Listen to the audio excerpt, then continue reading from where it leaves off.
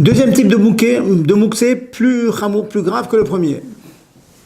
Exemple, les enfants jouent dans le jardin, il y en a un qui ramasse des pierres, des morceaux de bois qui traînent par terre. La maman dit non, non, non, ne touche pas ces mouxé. Pourquoi c'est mouxé? C'est le mouxé que l'on appelle mouxé mechamat goufo. Mouxé à cause de son corps. Qu'est-ce que ça veut dire?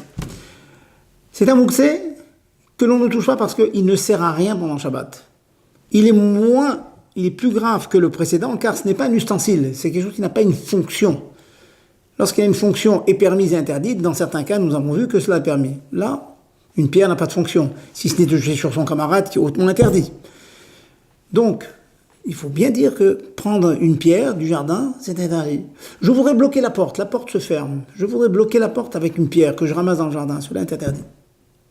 Dans certains cas que nous verrons, on pourra réserver la pierre à cette fonction de blocage de porte. Mais tant que l'on n'a pas réservé la pierre, elle est interdite. Un morceau de bois qui traîne, c'est mouxé. De l'argent, des pièces de monnaie, des billets de banque, la carte bleue, tout cela, ce sont des objets qui ne servent à rien pendant Shabbat, donc ils sont mouxés, on ne peut pas les déplacer.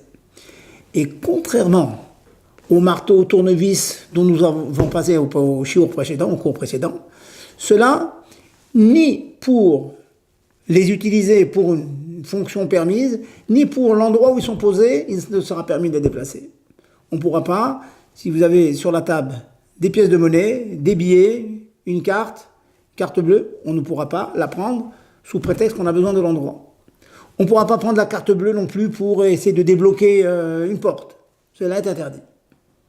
C'est beaucoup plus grave que le premier.